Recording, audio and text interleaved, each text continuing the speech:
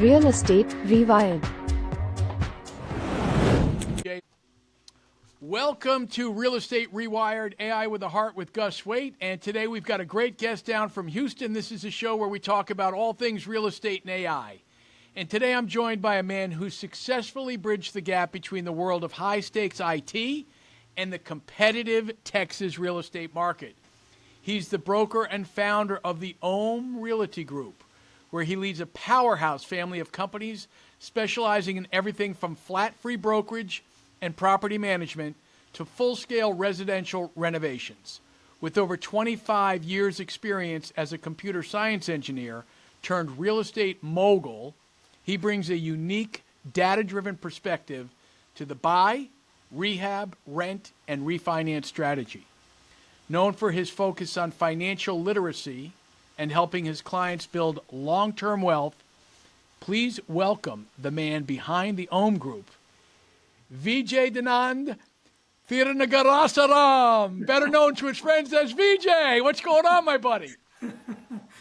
Great, I tried. You tried. I mean, that's conversation started for me. People always look at the long name and start asking, how do you pronounce? That gives me an opening. So yes, thank you so much, Gus, for the great introduction, and thank you for having me here today, and I'm glad to be here on your show. I appreciate it. Now, before we go any further, let me ask you a question. The last name, what does it represent? In other words, the different, you know what I mean? What does it represent? The last name represents my town back in India, the small town back in India. This is more like a surname. My dad, my granddad, everybody carried the same surname. It's a family name. It represents which town where we belong to in olden days, the name of the town it belonged to. But wow. that's the thing. But Vijay Anand actually represents happiness and victory. Vijay Anand is happiness and victory. So I always like to be happy with whatever I've been successful with, and I'm able to make it happen. Yes. Absolutely. And listen, as you know, the victory is mostly over ourselves. True. That's where the real battlefield is. So, which I'm noticing, Ohm Realty. So, where did that name come from? Why that? Okay. Why that? I'm a spiritual person. Om, how you might have heard about it. Om represents in Hinduism. It represents the universe being. It represents inclusive of unity among everybody, inclusiveness, and Om is the universe where we all belong to, and where that's where we were taught in Hinduism to be inclusive of people and help people and make the unity in where we live and nurture. So yes, it comes from from the Hinduism. So that's Om belongs. If you pronounce Om and do the meditation, it brings peace, inner peace in you. Same thing, we want to bring in unity among people and nurture that unity within us. Yes. Well, listen, I love that because, what I always say about AI is AI should turn what you love into a superpower and take what you hate off your plate. That's a good one. And if you do more of what you love, you can be of better service to your family, your community, your clients. Because when you're doing what you love, it's easy.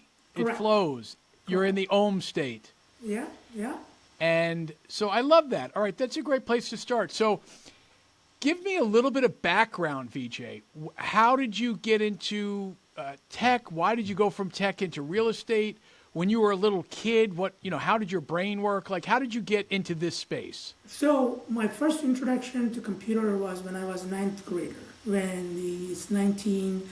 It was like 1990s and 1980s, where the computers were starting to come up in India and computer becoming famous. And when my teacher asked me during the 10th grade introduction, asked me what you want to be, I want to be a computer science engineer. So at that time itself, when the computer was brand new and it's starting to come up in India, I want to challenge myself and to be put myself, and I started becoming a programmer. I wrote my first program when I was ninth grade in 1988, 1989, when the personal computer was just starting to happen. It was the brand new. Brand new. India is catching up. Obviously it's happening in America, but India is catching up, and it's going to happen. So I started learning basics. Fortran.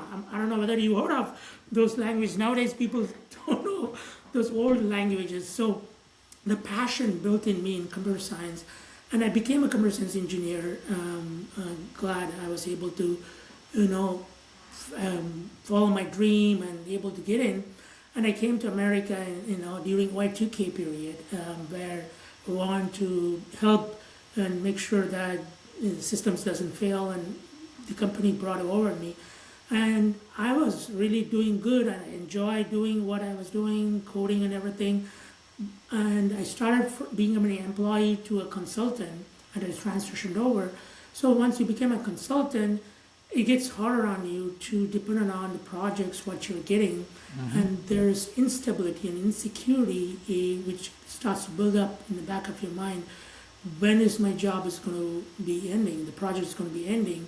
And I felt like that's not what I want to live to my rest of my life. So I started diversifying my skill, and I was thinking of what to do. I tried many businesses. I was owner of the soda machines. I used to own soda machines, and I used to go and put sodas in soda machines in the auto shops and stuff. So I tried small businesses. I'm a business owner. Right. In my mindset, because my family is a business family back in India. So there's always something in my back. Always try to do business.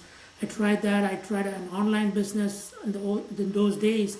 And the online business was brand new, happening. There was no Amazon 25 years ago. There's stuff starting to happen. Right. I tried that, but still not able to click and connect and move forward successfully. So then I came across real estate being a very lucrative business. And I remember in my younger age where my granddad used to buy properties, 50 cents a dollar and stuff, and improve them and build them. And I used to work on the sites when I was like teenager and whatnot. So In India. In India, yes, in India. So you were flipping houses in India 40 years ago. My granddad was flipping houses when Yeah, but you were part of the team there. I don't lie to us. You know what I mean? From a team. But I wasn't aware that was actually the flipping. He was doing flip. He was actually doing a buy and hold. I think he buys it, hold it, and use it for the business to rent it to the people who used to work for him and get rental income. So that's why I know. So I started my first rental investment in 2006 here and started experiencing how the real estate really works. So it's interesting. So, and then I'm tying these pieces together with financial literacy. So you were looking at appreciating assets that kicked off cash flow. Yeah. That was the way to generational wealth. Yeah, that is correct. And which I kind of connected with my granddad. That's what I felt that, okay, he was doing that. Because I wasn't aware when I was a kid, but now when you were learning about it and when you're trying to implement it in yourself, I felt that, okay, I'm connecting what he was doing, and that's what he built wealth for my whole family. So I started there, and then I met my Indian mentor who was doing that successfully, buying and fixing things and renting it. So he said, why don't you, and he was my neighbor, and why don't you help me out being an agent? So then I started learning about it, and I became my own agent in 2011 as a real estate, Texas real estate agent. And that was my year. And I started market myself, network people, slowly built it out. And while I was doing it, I also was doing financial planning literacy. I did a certification in financial planning in Boston University. I tried to become a CFP when I in 2015, 2016, and I even took the board exam for CFP and passed in the first attempt. A lot of people don't even Yeah, that's tough. who are in the business, they don't even pass in the first attempt. It was hard. I think I passed because I sent my family, my son and my wife to India for 2 months, and I studied totally everything. And doing that, I passed it first attempt, and which gives me a broader perspective on financial, how things work in U.S., and started building my things around and helping more people. And I started, yeah. Well, so let me ask you this, Vijay, and I always like to ask this, right?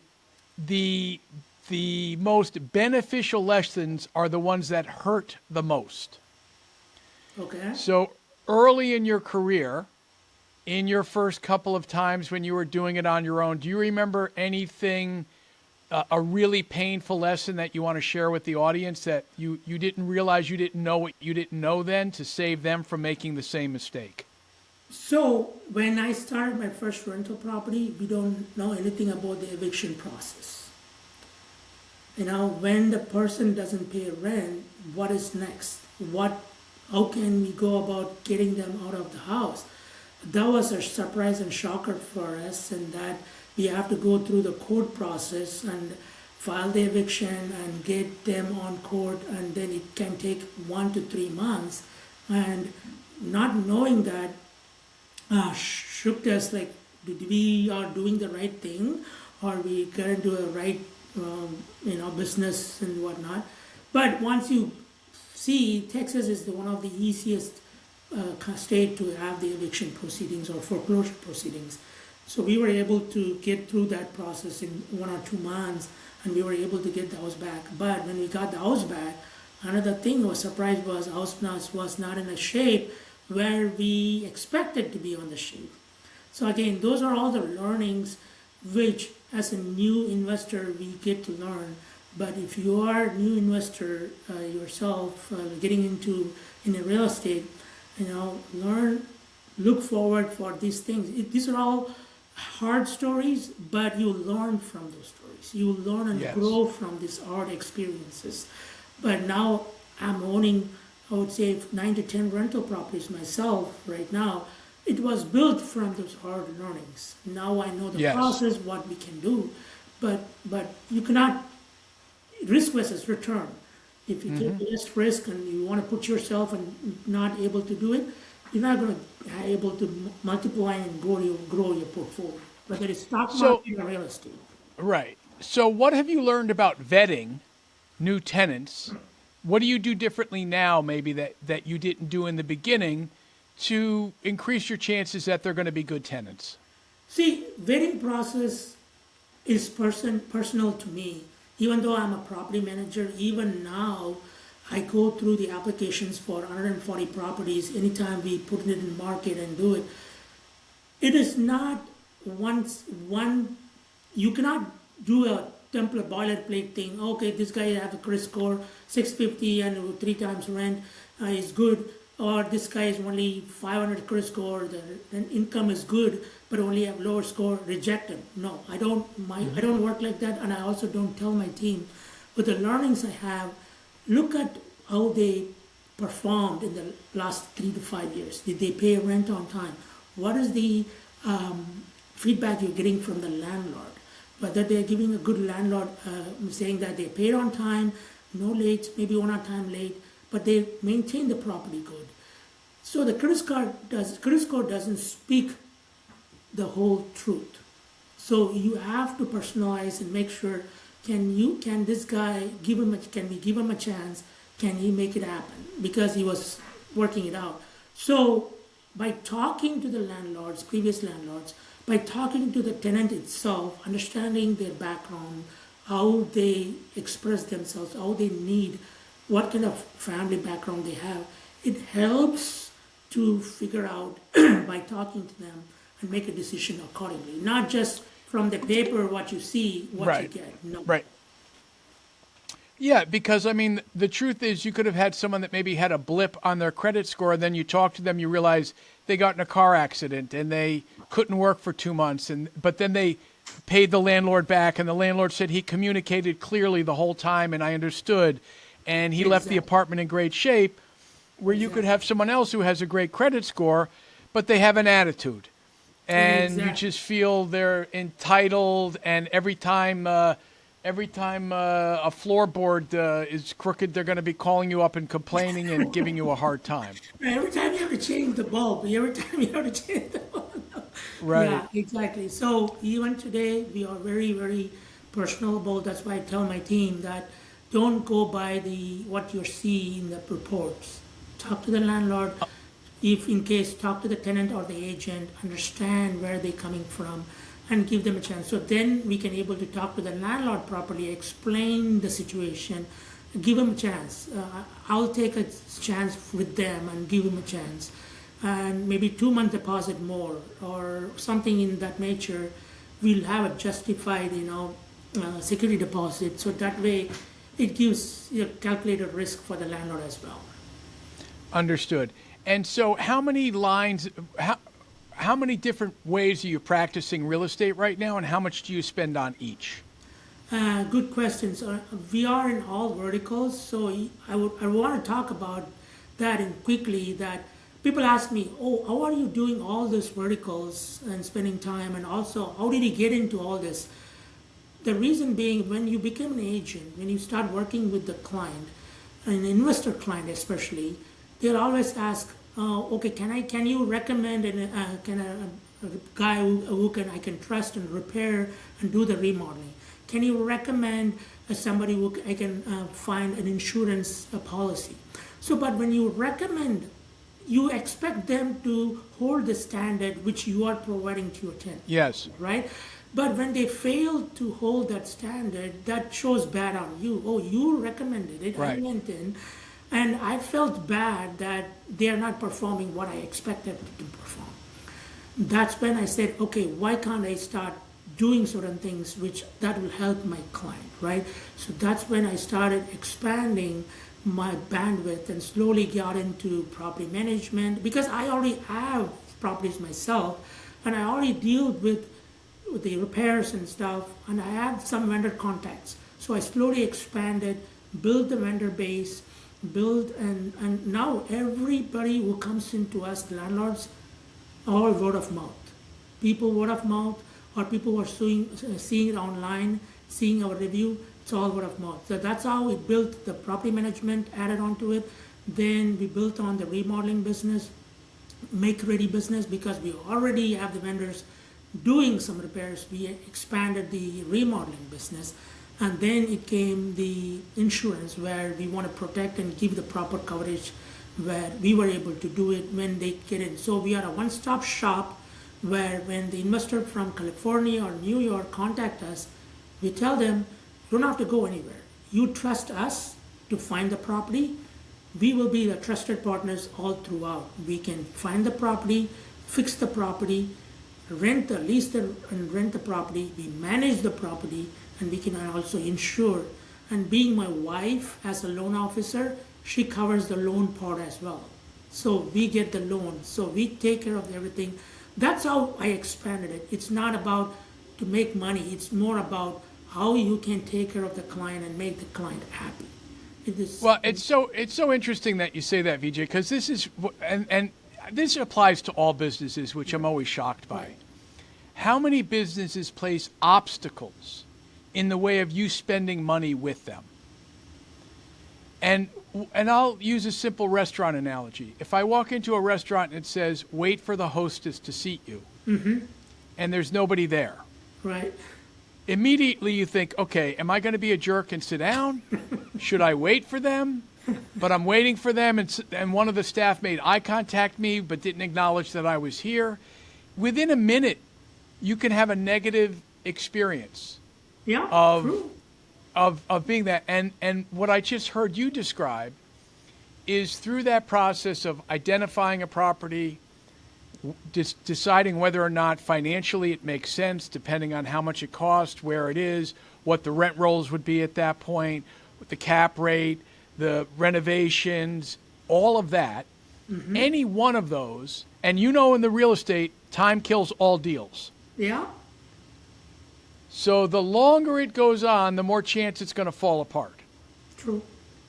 So what I hear you saying is by owning that process, it becomes smoother, Yeah. they have less stress, and you know, like I know what I'm doing here, so whether it's the insurance or getting it renovated or getting it rented or getting it repaired, you have a process in place to do that. Exactly, and I can give you examples right in the market. Please do. I can show a property right there. It's one that's in Cypress, Texas, where we bought the property 2 months ago.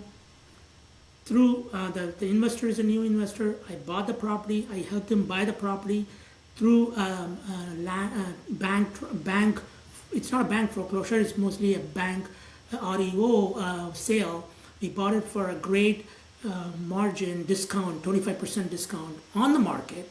And then we were able to rehab it within a month and a half. We put it in the market a week ago. Now we are getting application. We are vetting the application right now. And it's all happening. It's happened in the past and it continue to happen as long as the numbers make sense and we make the things work. This client was patient. He was bringing me deals himself and I just rejecting him. No, this is not going to work. He's like getting fed up. It's like, this guy is insane or what? Because any other realtor, if you bring in, they will just jump on it, move on it, and move Right. on. As I told him, that's not how I work. I want to see that the numbers make sense for me if I am an investor for that house. If I don't invest myself that house, why should I want to suggest that to you? Just because you're bringing that deal to me doesn't mean that I have to say yes. Let's go and get this offered. No, I don't work that way. Whether I bring it to you or you bring the deal to me, I want to see the numbers make sense, and it makes sense for me being an investor myself. Then only I want you to jump in and do it. And he was like, he understood it, and he waited. We went and saw many properties, and finally this clicked. And we jumped in. It was a great property, great location. It's worth almost $330,000. He got it for $250,000, and we spent another $25,000-$30,000. And the rent we put in for $2,400 rent. It's above the square feet, and we are getting application. It's real, but again, Houston market has saturated due to the insurance gone up and taxes gone up. But the prices are coming down, and I tell my investors, friends, or people who want to be an investor, Houston is coming back to be a rental market, good rental investor market. It's going to get better and better. It was last 2-3 years been tough, but it's going to get better hopefully in another year or so. So, but All right. Yeah. No, I love that, Vijay. So this is where my brain is going with this, right? Recently, I do listen to a lot of podcasts in the AI space, and they framed it this way, which I really like. Every job description is a series of tasks. Every workflow is a series of tasks. And so the idea is, as I'm listening to you, I'm just curious. And the numbers got to be tremendous. How many processes and tasks have to happen from the moment someone calls you and says, I want to invest in a property, until it's closed, they're renting it, you have the management company in place, the insurance, all of that.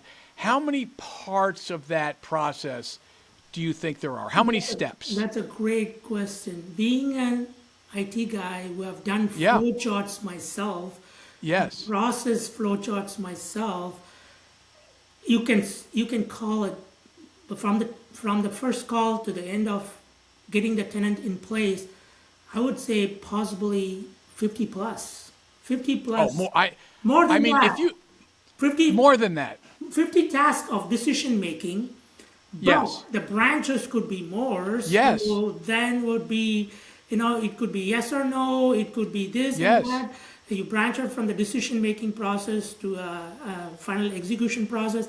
I would say, 100 plus. Yes. Oh, I mean, I'm just thinking of, and it's really interesting to me when you really break it down that way. Okay, we're going to renovate. Well, what does that mean? I have to contact a contractor. Yeah. What materials are we going to use? What materials are we going to use in the kitchen? Who's taking care of the permits? Who's arranging for the plumber and the electrician to show up at the right time? Yeah. Which general contractor has bonding? Does he have other jobs that he's doing? How, so you just look at that one little vein of what would need to happen. I totally agree with you. That itself is humongous. Remodeling takes time, scheduling, procurement, everything, decision making, whether this countertop makes sense, this paint, whether the combination of paint, whether we're going to put the gray theme or a beige theme, what does the client want, what is the current trend in the market, how can we combine, whether it's going to be a Sherwin-Williams anytime gray going with Yes. the cabinets in the kitchen with the dark gray compatible with the countertop, whether it's going to be a quartz or granite, which going to be sync with that theme. What kind of faucet? Whether it's going to be a chrome or a nickel. Yes. Whether it's going to be a kitchen pull-out faucet or a regular faucet with a spray. Every decision matters, and being experienced, having something like a knowledge base, you call it in the database, you pull and put together, oh, this is what it's going to be. That's what's me doing that right now. So Right. Well, and also here's the other thing I'm just thinking about, Vijay, with the tariffs that just came in, right? So let's say the materials for a typical renovation maybe cost, I'm just throwing out a number, $10,000 2 years ago. Those numbers may cost $15,000 now just for the materials. Yeah. And if you're not thinking about that and you're just thinking, oh, it's going to cost about this amount of money, but then you go to your GC and he's like, yeah, that was 3 months ago. Lumber right now is through the roof. Right. Labor, with what's going on in the labor market, what's going on with the immigration, what's going on with people being pulled off the street. So there are so many variables that are changing at every moment. I'm just curious as to how do you stay on top of all of those variables? Being on top on the market, you know what's going on, being connected to the vendors, talking to the vendors, being like, if you ask me the whole house, what something goes wrong, I can tell you how it can be get fixed. How can it go wrong? How can it get fixed? The same thing, which person to call, if that person is knowledgeable, what can be, so being connected to the market. Same thing like a stock market, when you know what's going on in the geopolitical situation, or what's going on in the politics, people can guess what's going to happen with the different stock picks. Same thing, being in the market in real estate in general, executing the projects every day, every month. You are procuring it every month. You know what's a faucet was sold for, what's a faucet, the same faucet is selling now. It was $19.99, now it's $26.99. It could go to $29.99. So being in touch with, same thing, insurance policies. The premium for this 1,500 square footage for the good roof was $2,000. Now it's $3,000. Because you are always in touch with the market, whether you're doing remodeling, whether you're writing policies, or whether you are doing helping the client to find out whether they're buying a home for themselves as a homeowner, helping them judge how much it's going to cost to change a roof. Like I was helping the other day, showing the property. The client asked me how much it's going to cost for this roof to change. It's a 3,500 square feet house, a grand house in Sugar Land. How much is going to cost? If it was a regular realtor, was not doing other things, you might say, okay, let me find out from my roofer, right? But I told them immediately it's going to cost $35,000 to $40,000 because I know, because we change roofs often to my properties. I know how much a square of roof is going to be, how many squares you need for a roof for this particular house. 40 squares, 45 squares, each square is $300 per square. So calculate that, and that's how it's going to cost. So I know the measurements, make techniques, and so being in touch with each and everything, that helps me, but I think AI could help me out in. Well, that I love. I was just about to pivot, VJ. We're on the same page, my friend, and I love talking to you. I love the way your mind works because I can feel that you're doing it from love and service. And you know what? When you're coming from love and service, obstacles. Everybody. Life is life. Yeah. Right. Yeah. But when the energy is coming from a place of how do I serve people, that's an energy that is contagious, and you obviously have it, so I appreciate that. But let's talk about AI now. Sure. Because I love talking about it. I'm in the space every day. I can't sleep at night. I'm so excited. I got to tell you, it's crazy. But sometimes in a good it scares way. me too. Sometimes it scares Yes. me too. The way it's going, It does. scares me. The scares me. The humanly nature of things. Are we going to be losing that aspect of the human touch? No. Human. No, I'll tell you why, VJ. And this is what I've discovered for me, and this is what I want to impart to you.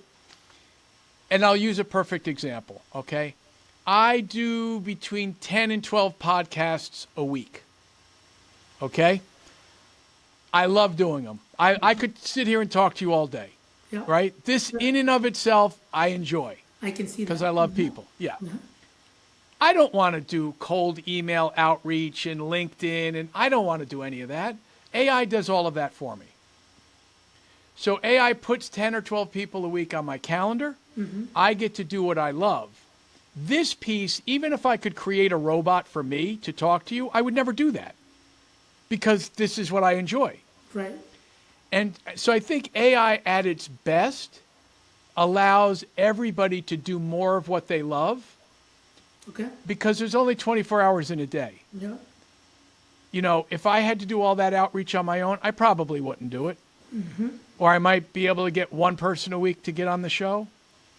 So in terms of you, what do you love most about what you do? And what are the things if AI could take off your plate if you didn't have to do them? What would that look like? I would say what I mostly love is talking to people, showing the house, and telling them what makes sense for them or not. Just being interactive. Like as you're saying, you like talking to people. Same thing. I love helping people. Like going and looking at a property.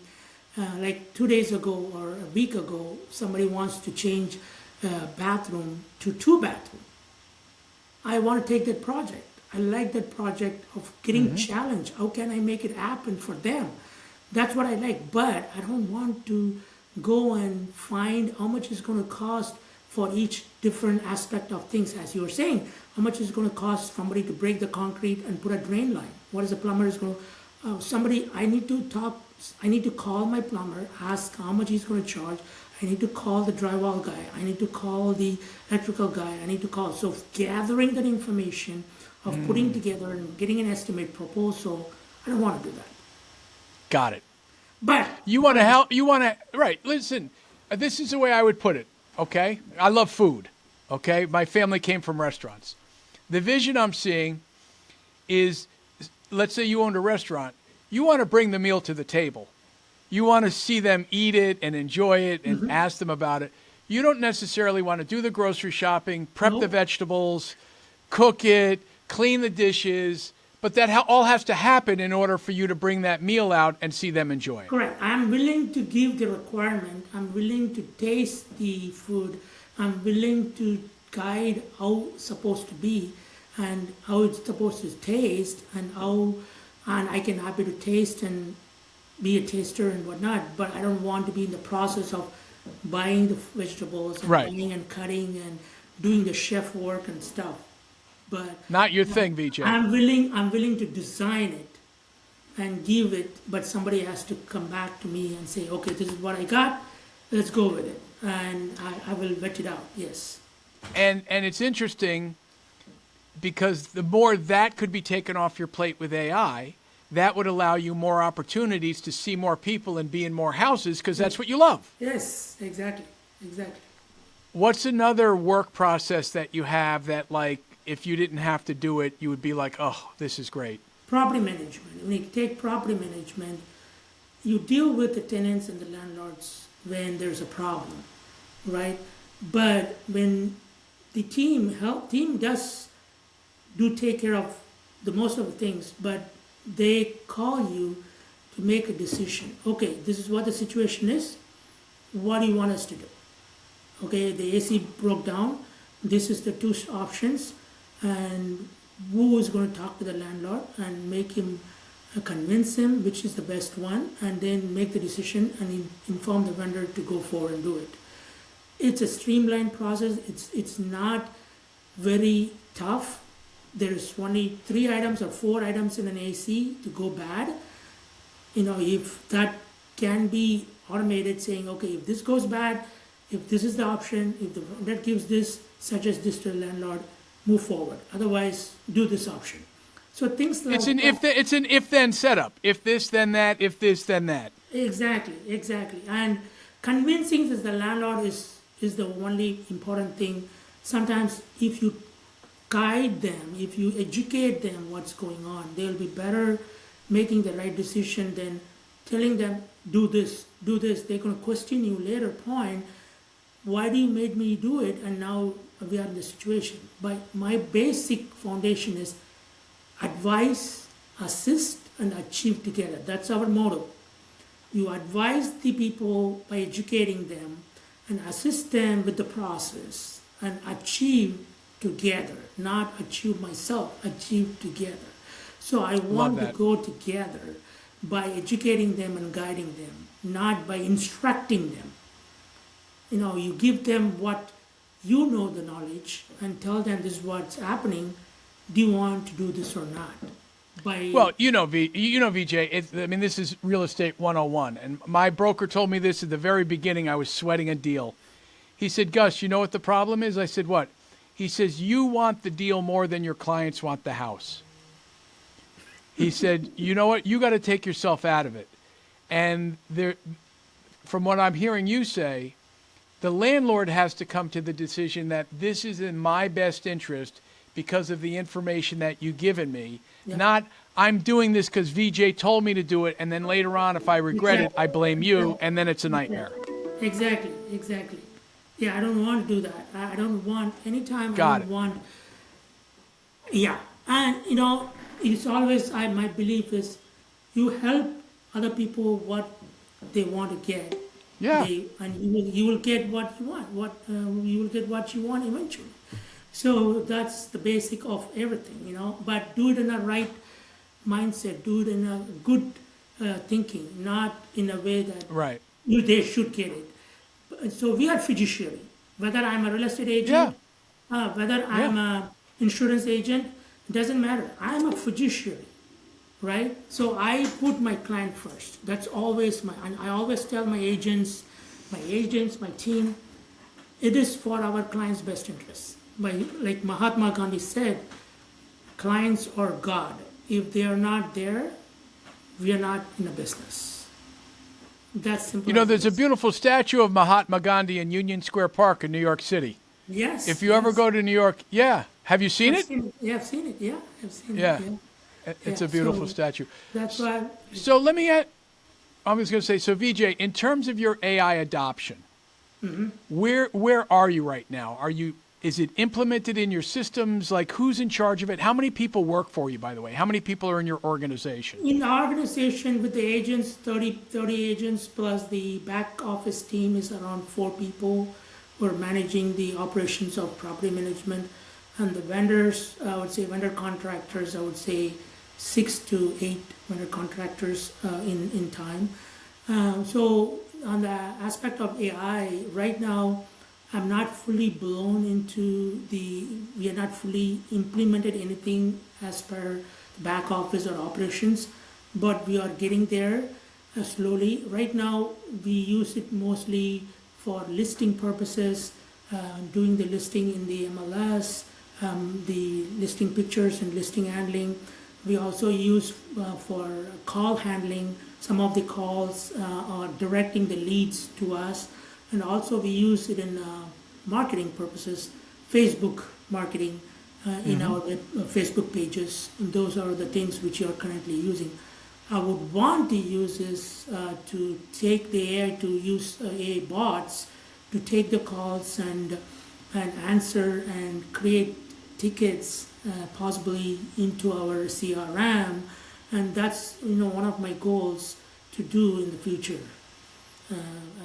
Well, and it's interesting, Vijay, because we'll have this conversation after the podcast, but this is what I'm finding is really interesting in the space.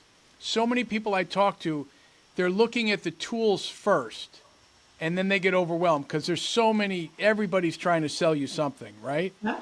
But really, it's slowing it down, and kind of like what we said, it's really breaking down, sales, marketing, operations, all of these different operational, what's the word I'm looking for?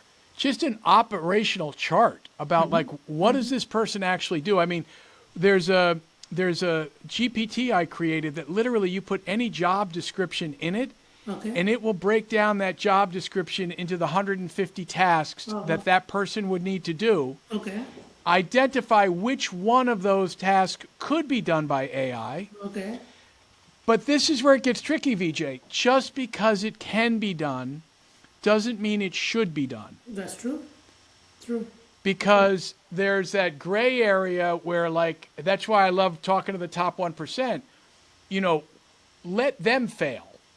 Let them try the thing that's way, way, way, way out there and go, oh my God, like, what happens if I have a voice agent that violates fair housing?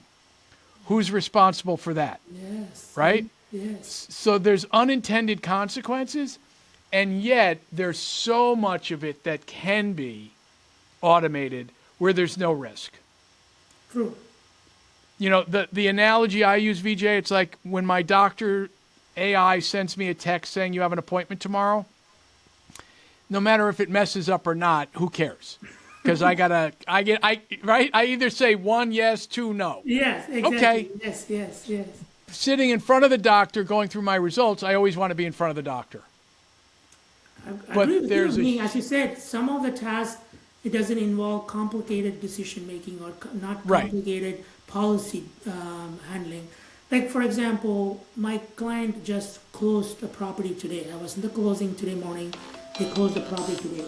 I want to send a closing email automatically. But I have a CRM, but I have to go and click the CRM to go and send the email. Oh, Vijay, you're going to love me. You are going to love me. I just invented this thing for myself, but go ahead. Why should I have to go? There should be an app saying, click this. It should automatically generate and send an email and done. I don't want to go there, sit on the CRM, select the client and draft it and blah. It's already drafted, but I just have to do this process of clicking and going in the computer and doing stuff. So there are things where it could make sense to automate it and make it more effective and efficient. Vijay, I would love to talk to you for the rest of the day, and I want to come down to Houston. My favorite cousin was in Houston for a while, and her daughter is living down there. They just had a baby a couple of years ago. He's 2 years old now. His little name is Roscoe. But I did drive through Houston, I think 3 or 4 years ago. But I'd love to come down there, and I feel like we could sit around and talk about this stuff all day. Yes, I love to talk about real estate all day long, and as you know, I'm doing multiple stuff anytime, anything. That's what people like to talk about it. But again, I am interested in AI. I am interested in how it can make our life easier. The only thing I was worried about is the humanly stuff. Still, we need to do as the agents giving a touch to the client. Yes. How can you add value, being a human to human, being in touch to the client as much as possible? Absolutely. Vijay, I'm going to jump off, but stay on for a minute afterwards. Okay. If people are looking to invest in Houston, in real estate, and want a one-stop shop, how do they get in touch with you? They are happy to go and log into our websites, omrealtygrouptx.com or ompropertymanagementtx.com, and happy to send a message through the contact, through the website, or get in touch with the team. Our phone number is open, 281-912-3102. and they can get in Google pages. They can get through Google pages. We are everywhere, and they can see the reviews. They can contact us, and we are happy to help you start your portfolio in Houston or in Texas. Whether you want to buy in Austin, Dallas, we have agents all over Texas. Happy to get you started anywhere, but we work trustworthy. We are transparent, loyal, and committed to our clients, and to get them successful and all day long. So thank you, Gus. Vijay, you know what the thing is? I believe you. That's the thing. I believe you. I love it. I think you're a great guy, and this has been a great talk. Thank you for being so honest with us. You're going to hang on a minute. I just want to say to our listeners, thank you so much for watching Real Estate Rewired, AI with a Heart. Please go ahead and subscribe, like us. If you'd like to be on the show, go ahead and DM me. And remember, AI should turn what you love into a superpower and take what you hate off your plate. Thanks for watching. If you've got value from today's episode, hit subscribe, leave a comment. I'd love to know what you're thinking. If you're ready to turn what you love into your superpower and take what you hate off your plate, schedule your free AI discovery call. The link is in the description and pinned comment. I'm Gus Waite. Until next time.